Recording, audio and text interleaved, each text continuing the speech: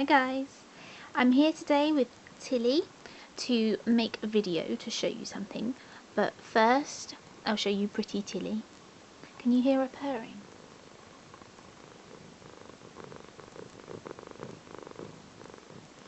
She's sniffing the camera.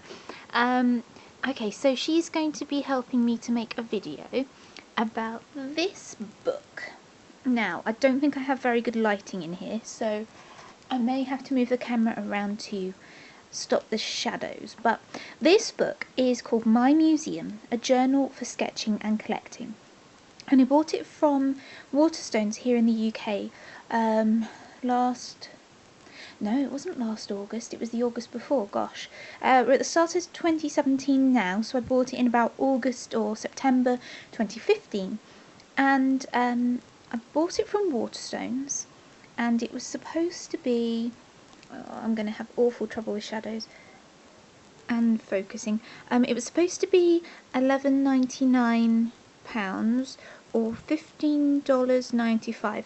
I think I got some money off it, not much, but a little bit, because this corner had been damaged because it had obviously been dropped at some point. So, if any of you don't know, I have in September I finished a master's degree in museum studies. So I bought this just before I started my degree because I thought it was really cute and really funny, and is really cute. I'll read what the back says. My museum. There is art all around you. Within this sketchbook, a gallery of empty frames and display cases awaits you. Fill them with your own unique collection of curiosities, be they real or imagined. You might draw a landscape in a fancy Victorian frame, your favourite snack on an ancient Greek pedestal, or a childhood keepsake in an antique curio cabinet. Draw a porcelain cup and saucer, or a flying saucer. Or take this journal with you to museums, collecting your favourite artworks and objects into the pages. The more you look, the more you'll see wonders that belong in your museum. And it's made by Chronicle Books. And it's really cute, and it's so cute I almost don't want to actually draw in it. So this is a sticker on the back, so I could take it off and then the back would be similar to this, but without this hole in it, which opens up, and then you can see the inside. And it's by Leah Redmond. Okay, so here's the entrance to your museum. And this is literally what it is. It is a book full of frames and display cases and shelves and plinths and empty spaces just with some lighting and interesting frames and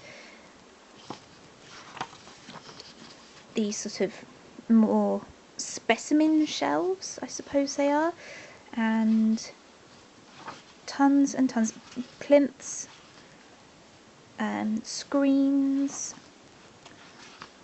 This is literally what it is, and some of them don't even have anything on, but they have the lines that would denote the corners of the room, so you could do a mural on the wall or anything.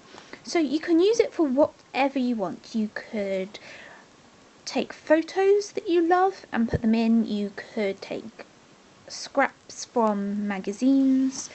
You could draw and paint and colour anything that you want. You could take your real favourite paintings, take images from sources that you're allowed to take the images from online, and make them fit in here and cut them out and stick them in. You can take things from your own life, things from your fantasy life, things from anything you want. And look, there's a bench. You could draw a person sitting there looking at the painting. You could even draw a mirror and you could do a reflection. You could do whatever you like. I think it's brilliant as a sort of different type of keepsake. But this potential is amazing because it's not just a journal. I mean, if you have done anything to do with museums, you can think of this in a completely different way. So the way that students learn about exhibitions is to make their own. I had a display case in an exhibition as part of a project for my MA. I was in a group of 7 other students, and we had a display case like this. It had one shelf, and we put a picture on the back wall. We had things on the shelf. We had our main object hanging in the middle, and then we used the side wall for our text panels. And so you can think of this like a museum workbook, a museum practice. Even if you have never studied museums, or you never want to actually work in a museum, you could invent your own museum using this book. So, for example, there's different types of storage or display things in here. You don't even have to do it as an actual exhibition place for people to, in theory, in your mind, come and visit. It could be a storage area. So if you're doing collections management, you can use these in theory in your head to imagine how you would store things. But these are more old-fashioned sort of display cases, and these are for more things like specimens, scientific, medical things. And then you've got the sort of well, these are more for 3D specimens, like large rock samples. So you see these sort of things in the Natural History Museum. Got a couple of pages of them. You could draw a guard or a visitor assistant sitting there, and this could be sort of secret, do not enter. And then you can have whatever you want. It's just amazing. There's the traditional, more boring cases, which you can of course jazz up. You've got the complete blank spaces that you can do anything with. You've got lighting, so that's an interesting way of thinking about how to display things, because you could have a statue here, and if you are using this as a sketch journal, you can see how the lighting would play on the wall when you've got a statue sitting here. Or you can take these blank spaces like this, and you can put the lighting in that you want. You can think, I want top lighting, or I want down lighting, or up lighting, or anything you want. And then you've got the more modern layouts like this. This just looks like 2 boxes on the floor, but what could you do with them?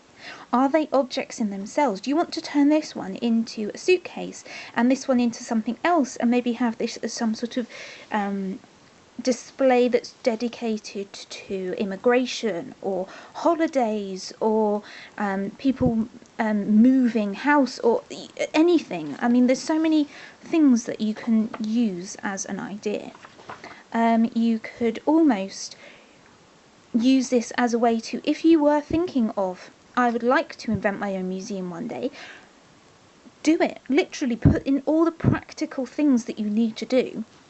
Fire extinguishers, light switches, sensors, everything that you need to do. If you want to make this even more architecturally amazing, you put in skirting boards and dado rails. You could make this into like a historic house museum with beautiful architraves and lintels and all sorts. You can invent your own artwork. So imagine you could put in a portrait here of a loved one that you paint yourself. You could do a lot of contrast. So you've got this more ornate frame here.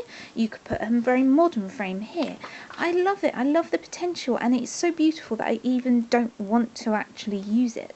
But I love the idea, and I thought about starting my own version in a traveller's notebook where I don't actually mind scribbling on it. I don't mind like playing around with it.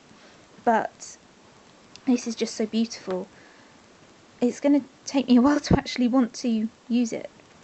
But it's just, I love it. And I kind of want to keep one and then buy a second one that I can use. So yeah, there you go.